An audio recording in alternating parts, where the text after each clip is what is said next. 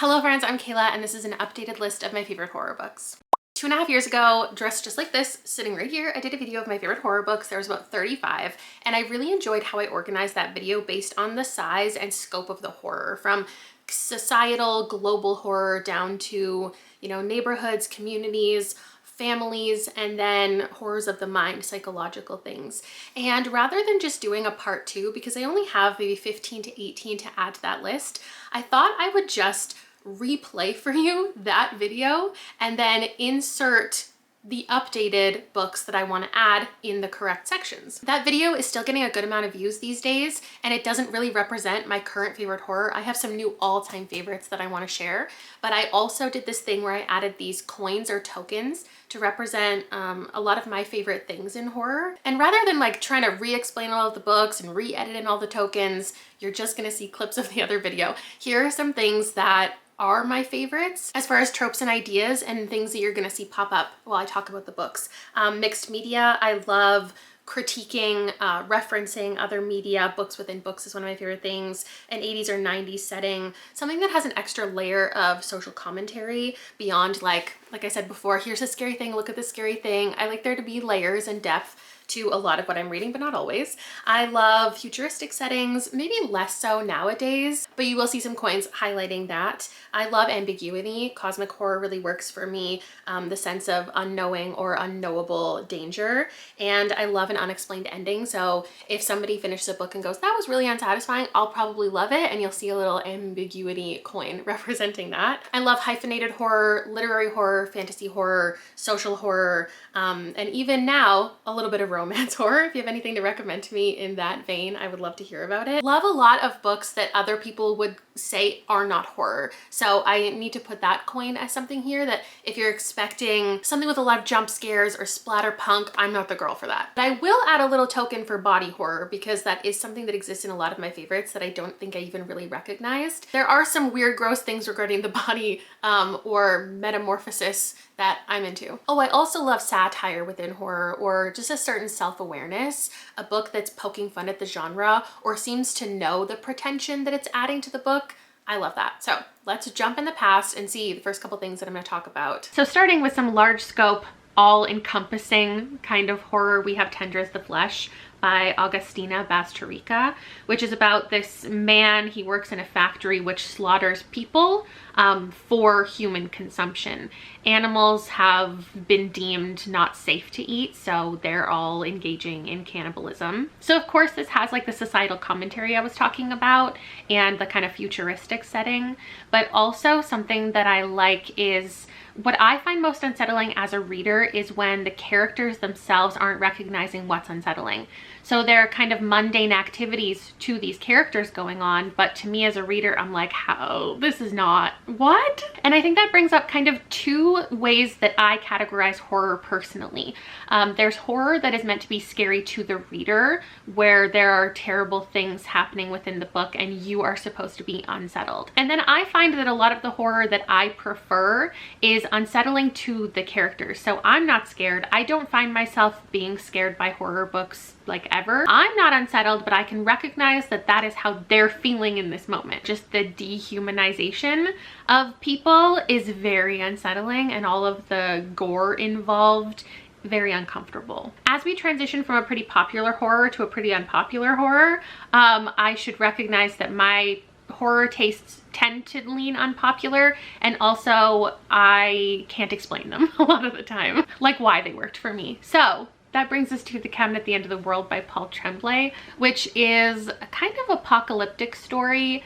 It is intimate in the idea that it's taking place in this cabin in the woods with just this married couple and their daughter. But then these people come knock on their door and saying that the world is ending, so big societal impact there, and they need to be let into the house. Obviously, home invasion in general is going to be horrifying for these characters, and the way these two men interpret what's happening to them and handle it differently, and their daughter when you just really get to know the characters. But it is extremely low plot, high ambiguity. It's slow, there's just a lot of arguing, and it's a big story about fear that I just really appreciated. Next up, a fantasy horror, I think we'd call it, Ring Shout by P.J. Clark.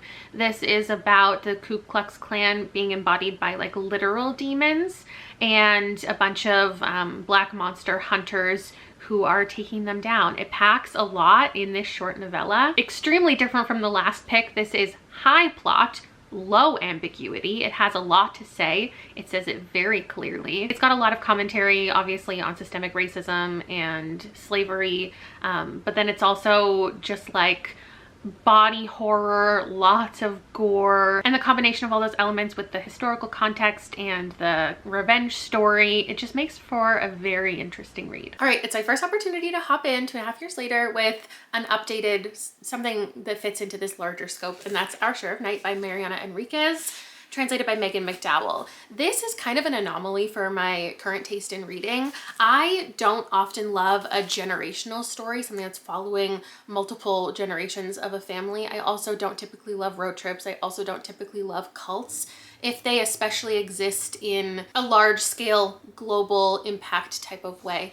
In this story, we have a woman who dies, and it sets off her husband and son on this like adventure to uncover her dark family secrets. Her family is involved in immortality. It follows what her family is doing and has done in the past to accomplish their goal. It has a lot of political messaging, and it's a kind of magical realism infused horror that really worked for me despite its length, because I don't always love a long horror either. I like something that's usually shorter and punchier.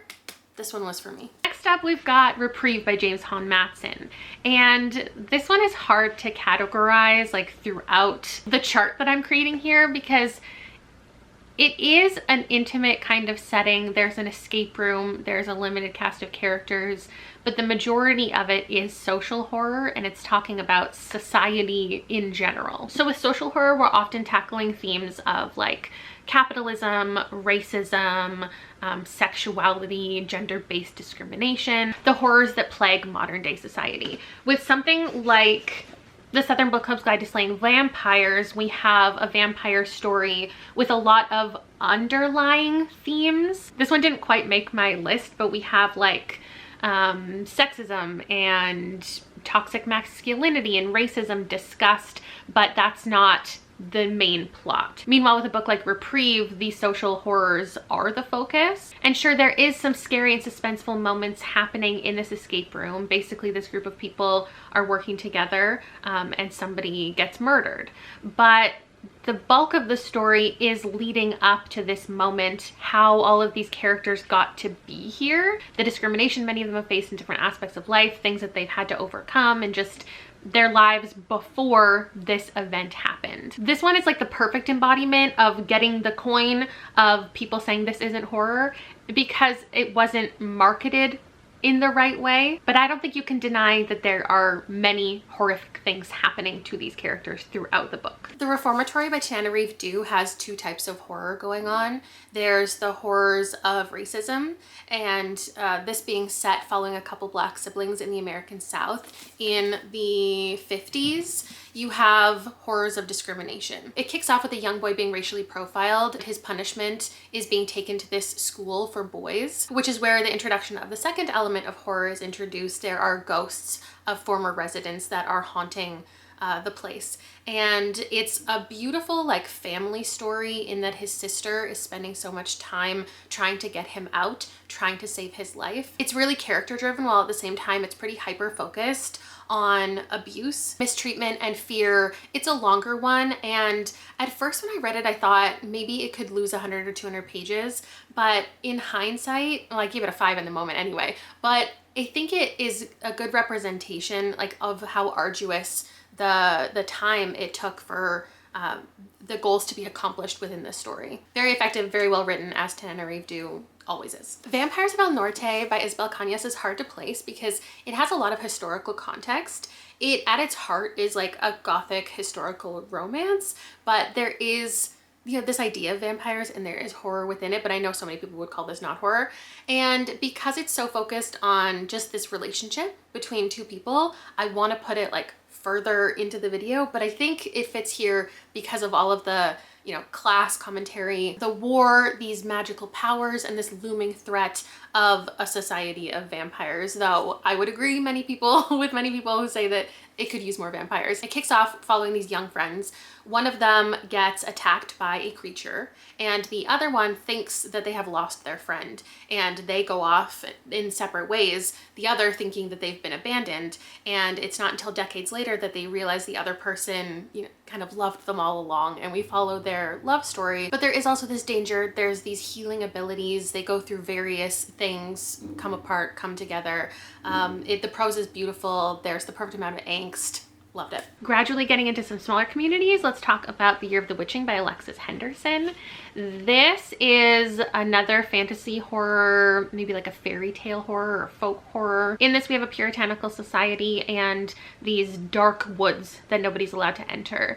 Essentially, there were some witches, 4 witches back in the day, who were murdered and their spirits still live in these woods. Of course, our main character goes into the woods and discovers things about her community, about the church, about her family, and the real darkness that exists within the society itself beyond just the witchy magic. I really love the main character in here. I adored the writing. It set itself up well for a sequel, but I don't know if we're ever going to get one, but it does resolve itself enough by the end.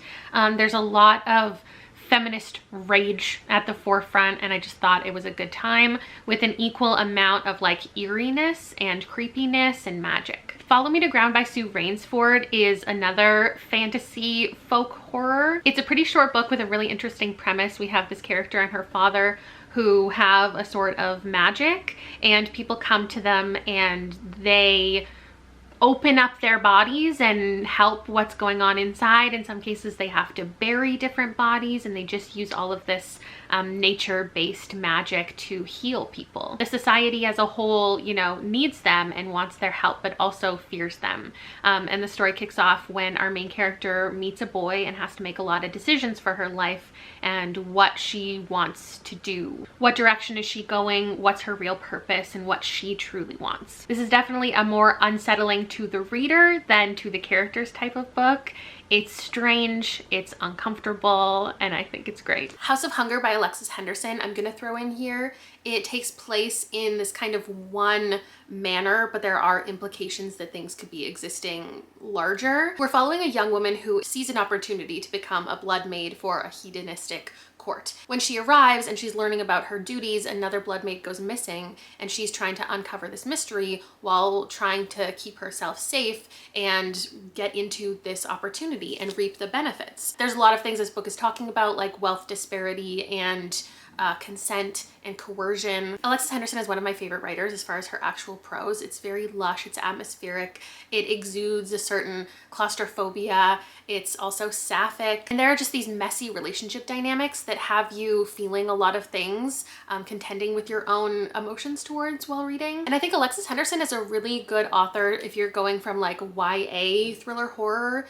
fantasy into adult, because you have a younger character and you have those similar themes of like power and fighting back, and it's a hope-filled narrative at the end of the day. She tends to like go in. Another community-based one is Moon of the Crusted Snow by Waubgeshig Rice, which follows an Anishinaabe community, and it's apocalyptic. The power suddenly goes out, they find themselves really isolated from everyone else, and suddenly they're infiltrated by a group of outsiders seeking shelter, and it's a pretty slow read for how short it is. There's a lot of different characters in this book. You're following a lot of feelings and emotions explored, and there's definitely a good amount of historical subtext. They have to make a lot of decisions about food and safety and who to let in, and it's definitely unsettling. There's a sense of dread as it's the middle of winter, and it's about survival, but surviving the elements as well as each other. The only YA on my list of favorite horror is Wilder Girls by Rory Power. This is a story that exists on an island where there is an all-girls boarding school, and a tox has taken over. It's affected the wildlife, it's started to affect the people. There's random growths and strange, disgusting body things happening to the girls. But there's also elements of love and friendship. We're following a couple different POVs, and there are some really messy relationships in here that are fun to follow. There's also a mystery of, you know, how the talks got there, who's bringing them supplies, how and when will they ever get off the island, and where the characters who have seemingly gone missing have really gone. Most definitely ambiguous and a little unsatisfactory for many. I just had a really good time. Action-packed queer girls. It was a win. Let's talk about the wealthy literature community. So this is The Book of the Most Precious Substance by Sarah Gran, which is about a rare book dealer, and there is this rare book that's in the title, and it's a book about sex magic, and it's apparently the most like powerful occult book in existence, but nobody can find it. So our main character goes on this like kind of adventure trip and involves some other people along the way, engaging with this book, finding the book, selling the book. It has a lot of commentary on the wealthy and people in power and how power corrupts. The book itself, depending on whose hands it's in, can definitely create some horrifying events, or can just be used to fulfill someone's every desire. There's a lot of sexual content in here, which makes it unsettling in its own right, but it's also just very funny and ridiculous. I feel like the horrors of this are more conceptual, so don't expect like big horror moments or to feel frightened by this. I mean, depending on your personality, I don't know. It was so good for me. Next, let's talk about the MFA community in Bunny by Mona Awad.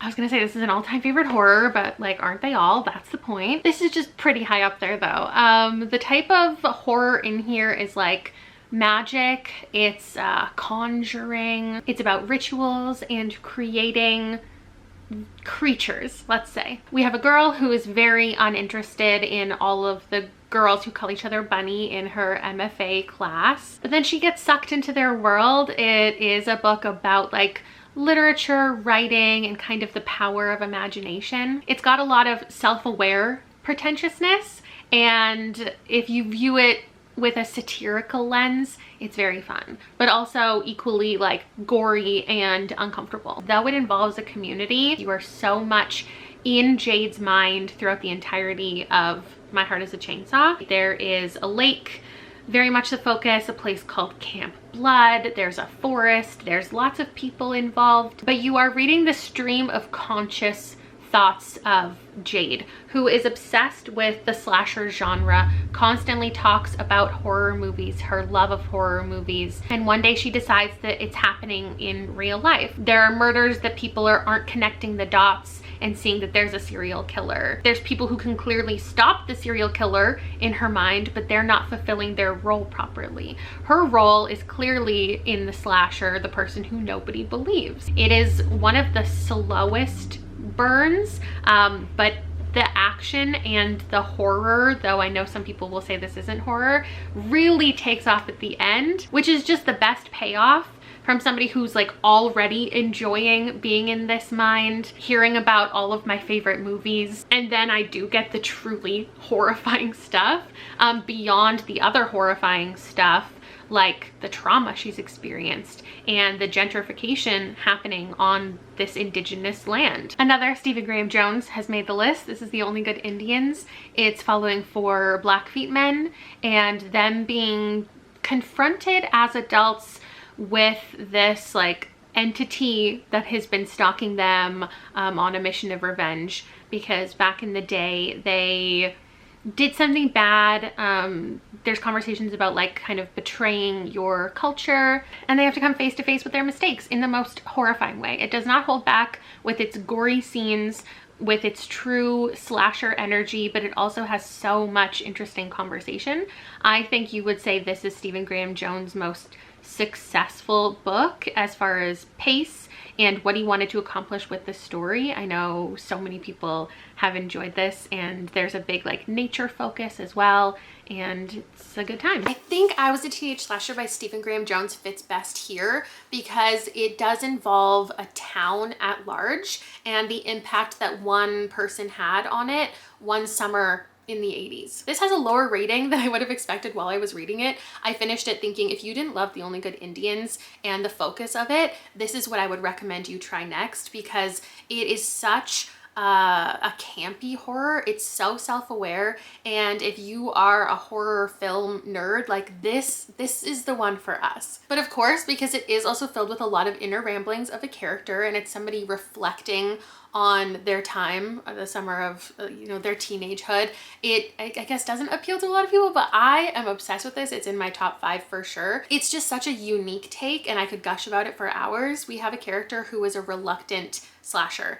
And part of the charm and the mystery of the book is that he doesn't necessarily know why he's doing this killing, and he has to figure that out along with his best friend. It's a friendship story at its heart. It has a lot of like little winks and nudges to the reader, which I'm obsessed with. Definitely a big win for me. Again, I have to remember this is not a recommendation video. This is just me listing my favorites. Next up, we've got When the Reckoning Comes by LaTanya McQueen, which is a paranormal horror about the ghosts of enslaved people on this plantation. We're following this one main character who was in this trio of friends when they were children.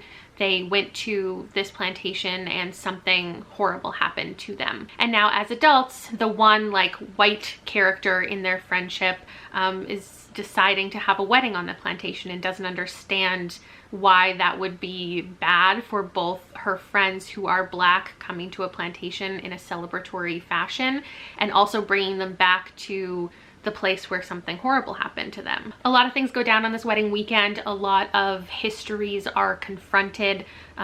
There is definitely a kind of slow burn, but to this very action-packed and horror-heavy revenge mission that these ghosts are on. The Center by Aisha Manazir Siddiqui takes place in a center, so that's the size of it. And this one, there could be larger things outside of it, but it stays pretty intimate, which I really appreciated, because the idea that the people putting this on are not impenetrable, are not all powerful and all knowing, is a really interesting take for this. So we're following a woman who finds out about this opportunity to kind of instantly learn a new language. She has to go remain isolated for a short period of time, pay a lot of money, and suddenly she's fluent in another language, which will benefit her career a lot. Of course, she learns it's more sinister than it appears on the outside. She has to uncover a lot of mysteries, and this is definitely a slower book that has a lot of side plots. I should have an entire coin for just like, maybe I do, of characters just going on random tangents and it just being very stream of conscious. That's something that I gravitate towards. And you'll be reading a scene for many, many pages about her just having tea with somebody, and it seems not imperative to the plot. And for that, I loved it. The Natural Beauty by Ling Ling Huang. Our scope is health and beauty wellness spa, so it's pretty intimate, but again, there are like larger implications outside of it. Our narrator in here, we follow her through a couple different timelines in life. One where she's younger and in this music conservatory, and people don't tend to like her, and she's struggling with her relationships. And then we follow her years later where she gets this opportunity at this spa and she's performing treatments for her clients, and she gets pressured more and more to participate in them herself. And obviously they get dark, they get weird. Definitely commentary on just general morality, also corporate greed, racism, beauty standards. There's a lot of uncomfortable things that happen in here, and it just feels dark and ominous the entire time, and like it's just a looming dread that I loved. I forgot to pull out Leech by Hiron Ennis. This is a town, I think you would say, a chateau maybe, that the story is affecting and exists within. This is one of only a handful of horror science fiction tandem books that I've given 5 stars, and it follows this character who exists within this hive mind. They have this collective consciousness and knowledge base. The doctor who came before at this chateau has died, and they are now investigating that death. There are parasites involved, and they're trying to figure out this new maybe strain of parasite while also just existing in the chateau and helping the people they're supposed to help. There's a lot of stuff about power imbalance and control, colonization. There are some moments that are really heavy, some really weird and disturbing stuff for sure. And it was a really unique story. So love that. I have a couple books that impact neighborhoods, so that's the size we're going to next. The Haunting of Velkwood by Gwendolyn Keist is something that is more paranormal, and I don't think it's like for the, intense epic horror community necessarily, but I would be remiss to not include this because it was one of my favorite books of anything that I read of like 270 things last year. And this is basically the story of a street stuck in time. And because of the idea being so interesting, it could have been so many different stories. It could have had so many different directions that it went in, but it stayed really intimate. There are these scientists, people who make documentaries about it, who can never enter, but there's this small group of girls, because they're the only ones who escaped decades ago, who can re-enter. And our main character learns that there might be something happening on this street that she could fix or save. So she has to kind of get these girls back together and figure out what they want to do. They're all very stunted by trauma, and it's a short book. It has pretty heavy messaging, and the more I talk about it, the less horror it seems, but it is in the horror category a little bit. So if we like similar things, you might really be into this one. Next community and neighborhood featured is in When No One Is Watching by Alyssa Cole, which is what I consider a thriller horror. It's got a lot of social commentary, a lot of self-awareness. It's an extremely slow burn, which perfectly embodies the gentrification that it's representing. The slow but intentional development of gentrification and this neighborhood being taken over, and then suddenly everything is different and you don't recognize anything around you, and it's all super fast moving all of a sudden. We're following a main character who is recognizing some changes in her neighborhood, goes on a tour, and the person running the tour and her end up looking more into their neighborhood and discovering certain terrifying conspiracy theories that are going on behind their backs, or rather right in front of their face. Naturally, like, yeah, there is a bigger scope here, but it is still a pretty intimate story of these two characters. They even kind of develop a romance throughout the book, and I thought it was great. The focus of The Horror by David Sodergren is a neighborhood, more so just this one woman and her house, but there is this development company who's come into her Scottish neighborhood and is knocking down all of the houses to build something bigger, and she won't give up her house. She is dealing with the grief of losing her husband, and one day there's a monster that like kind of is created by or comes out of the fog. And this book gets so disgusting. The descriptions are a lot, but also it's somehow a love story at the same time, which is just a very unique idea. It's about loss and loneliness, but there's also plenty of violence, and there's this mounting tension that comes to a head. It was such a good time. If you've read Comfort Me with Apples by Catherine M. Valenti, you know why I struggled with where to place this in the ranking, but I'm gonna put it here because mostly it is about a neighborhood full of people, and it's definitely, for the most part, an intimate story of a husband and wife. So we're in this neighborhood and we're following a woman who is perfectly happy with her husband. They're totally in love. She loves her neighborhood. She loves her neighbors. Everything is perfect. Nothing can ever go wrong. And it's definitely the case that the reader sees that something is wrong before the character does. So it is unsettling to us, but we don't really know why. I would also put this in the other people don't call this horror category, but I think for such a short novella, it's just incredibly unsettling, especially when she starts to question the rules and why she's not allowed to go in her own basement. In Daphne by Josh Malerman, we have a basketball team who is the focus of this, and they're slowly being taken out by this evil entity named Daphne. The tale goes, if you think about her too much and you obsess over her, she will come and she'll kill you. It's a very on-the-nose metaphor for anxiety, and this is pretty lowly rated, which is really devastating. It's not like the character-driven story you might expect it to be, or getting really emotionally invested in all of these characters and then watching them be taken out.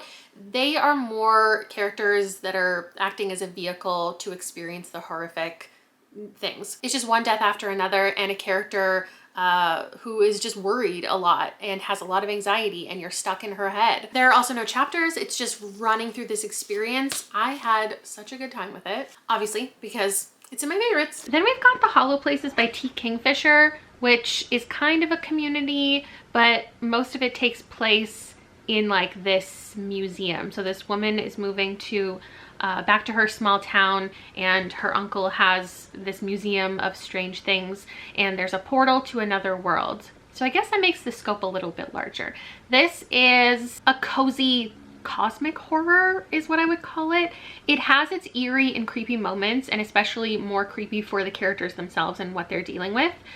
She enlists the help of a local guy and they go to this strange world together. It's definitely on the more fun, ridiculous side than the scary side if you're looking for that type of horror. I've considered making a video where I recommend horror to people who aren't horror readers, who expect a certain something from the horror genre, but then there's like horror like this, where sure there are like some jump scares, but you're giggling the page after. I think there's just a lot of interesting things to learn, and the atmosphere is fun. There's a lot of great descriptions, and I would recommend this for like fans of fun horror. Set on a mountain, next we have Near the Bone by Christina Henry, which honestly like doesn't feel like it fits with a lot of my horror tastes. It's very high action, very little subtlety, and a pretty simple story. I think it's a story about fear.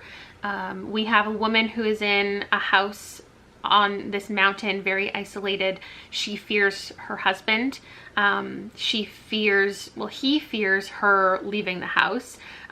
Other people might be in the forest and they would learn what's really going on behind closed doors, and also he fears this monster that might be in the woods. Eventually she does leave the house and she sees these other people in the woods and they try to help her, and it ends up being this really fast-paced survival story. I think it also shows like what isolation can do to people, but there's not a lot of like substance in here, which I don't know, just worked for me, but I want to set people up properly because I know some people have picked this up and it's just not like a lot of other things that I've enjoyed, because you don't get a lot of backstory and reasoning, but there is like this monstrous creature, which makes it without a doubt horror. Horror Movie by Paul Tremblay is about a very small group of characters, but there is a larger scope, because the movie that they made or attempted to make decades ago has become an obsession for many people,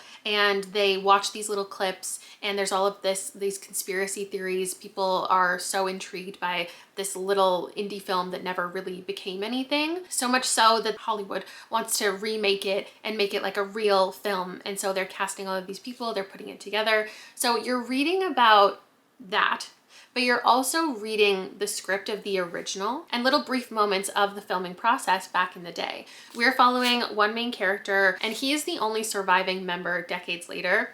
All of the other ones have died, not in a way that is the typical like kind of found footage story or cursed film book. I don't typically like those ones. I haven't given a lot of high ratings to those types of books where like, you know, there's this curse and all of the people are dying in these like horrific ways throughout the years till there's only one person left. That's not what it is. They just happen to be dead, and he is kind of revealing to the reader what really happened, if the footage was authentic or not, all the theories around everything, as he also becomes like cast in the new movie and is affecting the filming in a certain way. It gets really super weird at the end, and I thought it was really fun. I am a Paul Tremblay fangirl. This is his like second lowest rated book, and now is my second favorite. His lowest rated book is my favorite. The Inner Ramblings were here, The Pretension was here. It was a good time. Next up, let's talk Carrie. Now, this is a bind up of Carrie and The Shining, and I would include The Shining on this list. However, I decided when choosing the books, I had to have read them within the last 5 years, because otherwise I would have every single Stephen King on this list, and upon rereading things that I haven't read since high school, I found there's a lot of Stephen King that doesn't hold up for me, or if I remember it one way, like maybe it's even better now. So my memory is foggy unless I've read it in the last couple of years. I did reread Carrie, was it earlier this year or last year? And it was totally different than I remembered, because I think this was the first time I ever read a book that was like mixed media and made up of different elements. So Carrie is the story, like everybody knows the story of a girl at prom night, pig blood on her head, and she has telekinesis and things happen on prom night. If you don't know that story and I just spoiled you, I'm sorry. But what this book does is it's told from Carrie's perspective, but it's also equally told from books and articles that people have written after the fact, talking about Carrie and her powers and what happened and what led up to prom night. And what I find so fascinating about it is that none of it is really seen as fact. Like, this is one where I feel like it is kind of ambiguous and you can kind of interpret things however you want, because people will write their own experience of what happened, but you don't know for fact that that's what happened. And then there are other people writing like research papers telling you facts about that night, but they weren't there. And I just think the structure of it is really fun. There are horrifying experiences she has at home.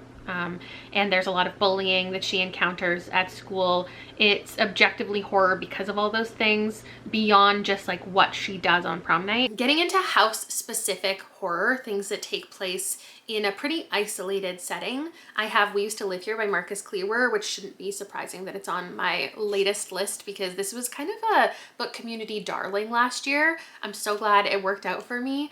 It has a lot of cosmic horror to it that some people might not love. Basically, this family appears on the doorstep of a couple's house who they just recently bought it.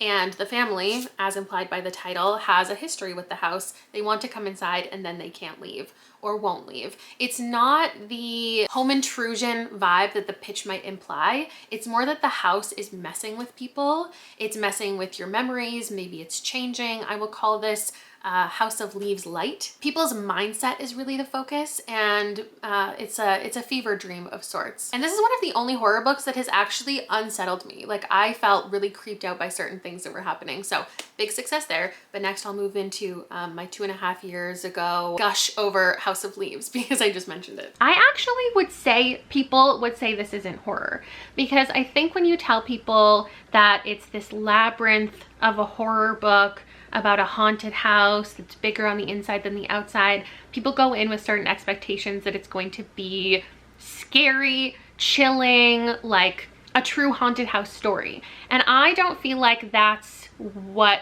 it is, though I do still think it fits within horror. This is my favorite thing because it has all the elements that we talked about. It's very mixed media. It's very exhausting to read.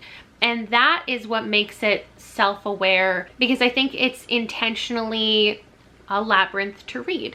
There is a strange house and there is video footage of this house. And then there is somebody doing an investigation of the house. And then on top of that, there's somebody, you know, writing documentation about the investigation and the footage of the house. And then there's somebody reading the documents pertaining to the investigation, pertaining to the video footage of the house. If you've never heard of House of Leaves somehow, or you've never seen it, I'll show you like a couple ideas in here, okay? So there's just a page of music notes. There's a page that you have to read in a mirror and upside down. And the point is the people in the book don't know what's going on in the house. And every time they open a door, it leads them somewhere they've never seen before. There's a set of stairs that's seemingly never ending. And you as the reader are getting the same feelings that they're having in the house. Exhaustion, confusion, frustration, because you're having to read all of these things that don't seem imperative to the plot itself. And I do think as you're reading it, you'll figure out the best way for you to read it and enjoy it. Not that I think everybody can or will. Then we've got Catherine House, which I know is another like unpopular pick, but this is a school where people who go there have to abandon everything that they've known for 3 years. And once they come out of it, they will be rich and successful and get everything they've ever wanted. This is by Elizabeth Thomas. And I think it has this just very unsettling gothic vibe to it that I think a lot of horror readers can enjoy. I still just don't think it's found its perfect audience yet because it has a pretty low rating, and it is like ambiguous and just strange and unexplained. But that's okay because I'm not trying to convince anyone to read it. It just has a general vagueness. Like it feels blurry. The main character doesn't really know what's going on. She gets sucked into a lot of strange things. There's an element of obsession and discipline, and it was a good time. for me. This one of my most recent horror gothic reads is The Hacienda by Isabel Cañas. And this is got your classic setup of a woman in a marriage of convenience. He's had a wife before and his wife is haunting the estate. I found this main character to be extremely well written, have a lot of clear motivation and intent, and when she finds that the house is being haunted, she enlists the help of a local priest, and with some magical things they try to dispel the spirit from the house. Good pace, good plot, even a little bit of romance, a good time. The next one is The Good House by Tananarive Due. This is one of the thickest books that I have on this list, and with that it is a slower moving horror. It's not about high action, even though there is a haunted house. The hauntedness is spliced in like gradually, and there's a couple different timelines and situations going on. So we have this one woman whose son died in their house a couple years ago, and now she's finally returning to the house to like figure out what really happened to him, but also to make a lot of decisions about her future. There is plenty of just her making her way in the world, having a career. There's a romantic relationship throughout here, but then also the house is like objectively haunted, and we get a lot of history of the house and something that her grandmother did back in the day and a tragedy that occurred, and now current day she is fighting the spirits of this house. I think her commitment to finding out the truth, and also her just love of her child, and it being a story about motherhood, really worked for me. And when you bring in this idea of this generational curse, it's just a very interesting story. I guess we've moved from like houses and communities down into family stuff. These couple take place in a family unit, although also the house stuff kind of existed in a family unit, so I don't know if this organization is making any sense now, but I want to talk about Monstrillo by Gerardo Samano Cordova, because this is another one in my top 5 favorite horrors of all time. It's literary, and I think it's just not exactly what you might expect it to be as far as the time that we're spending with these characters who we're following, because the pitch is that we have a woman whose son dies, her young son, and she, in a very brutal, visceral scene, removes a part of his body to keep for herself, and perhaps, based on some fables, thinks that maybe it could become sentient, and it does. This family is grieving while also cultivating this creature, Monstrillo, and trying to figure out the ethics of him existing and the life that he could possibly live. Eventually, we follow Monstrillo later in life and him grappling with his own existence. It's so good. It's super queer. It has a lot of cultural significance, and yeah, a definitely memorable one. And I think this is probably like one of the crowd pleasers of the video, the things that I've mentioned throughout the time on my channel, especially things that I've read for the Literally Dead book club. This one people seem to really be into, which was a bit of a surprise, but I'm glad. Another family unit that we explore is within Knock Knock Open Wide by Neil Sharpson.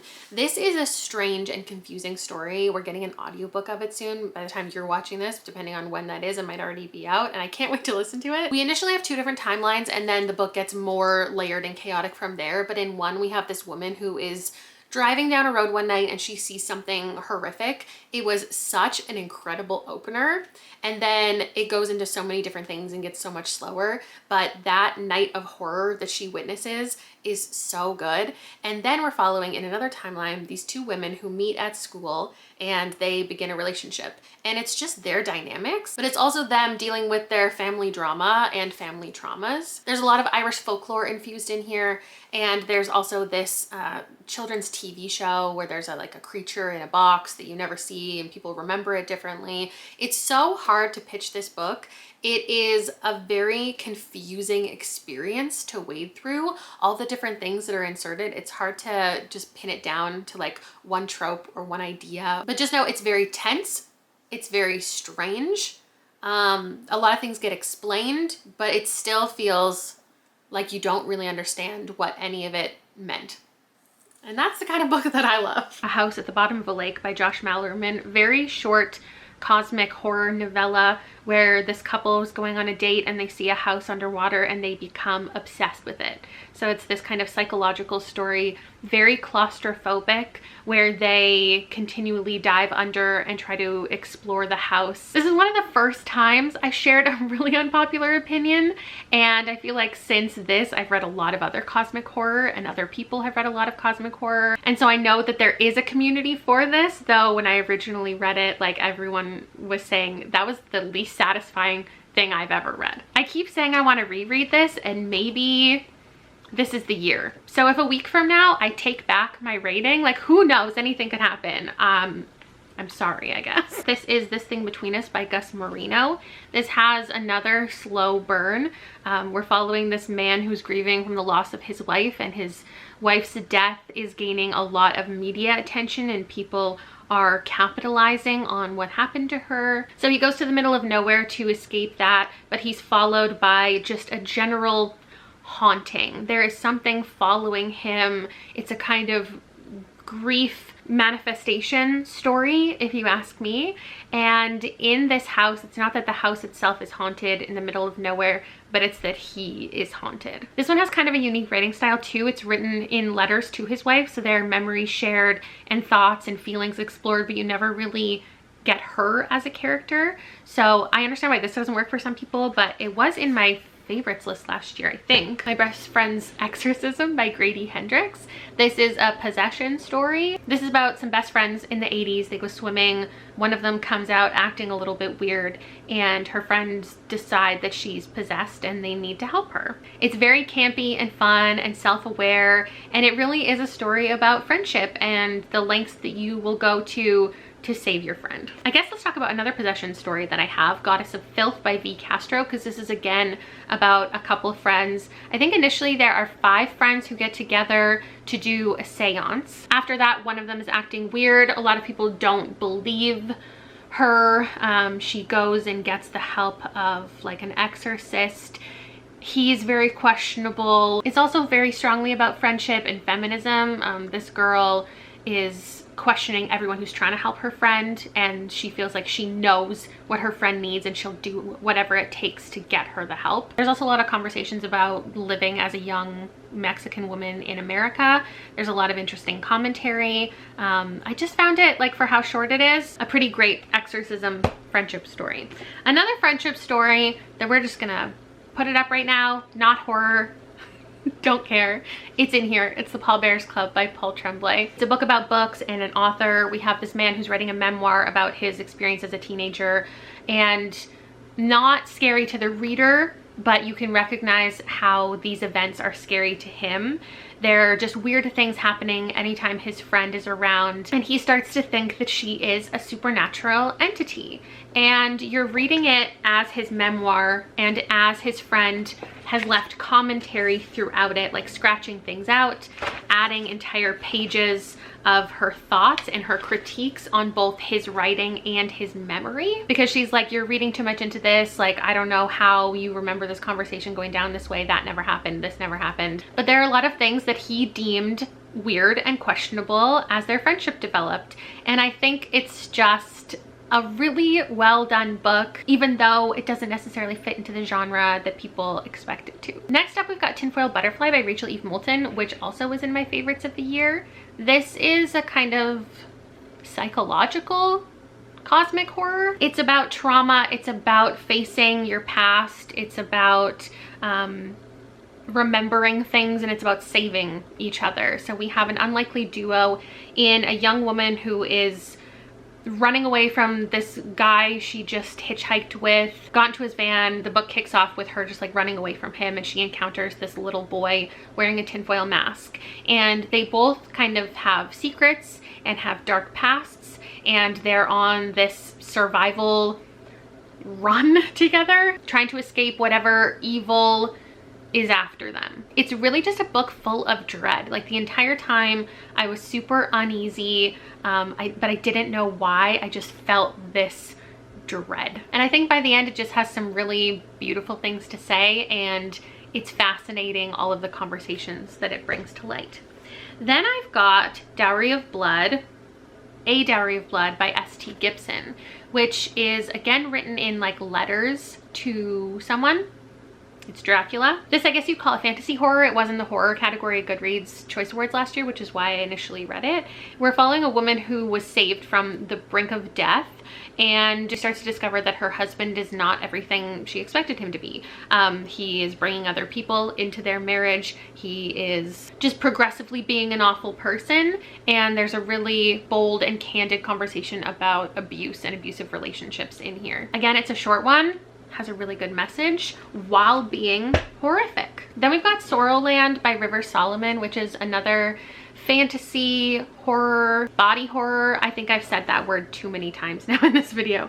It is about this woman going through a kind of metamorphosis. Her body is changing. She has recently escaped a cult.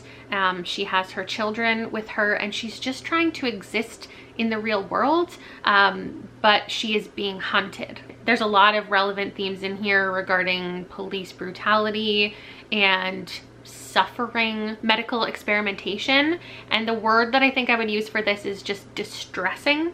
The entire time you want the best for her and you want to see good things happen, but there's so much to get through and it's all so horrifying and distressing. But again, it has like really good messages and a really strong intent in here. I just adore River Solomon's writing. Next up, One About a Little Family, Nana by Brandon Massey. This is the story of a family who recently lost their grandmother, adoptive grandmother, and the biological grandmother shows up out of nowhere and becomes a part of the family, kind of a missing piece very quickly, integrates herself into every aspect of this family's life and becomes kind of irreplaceable, though there are a lot of questionable things about this woman that the family doesn't necessarily see.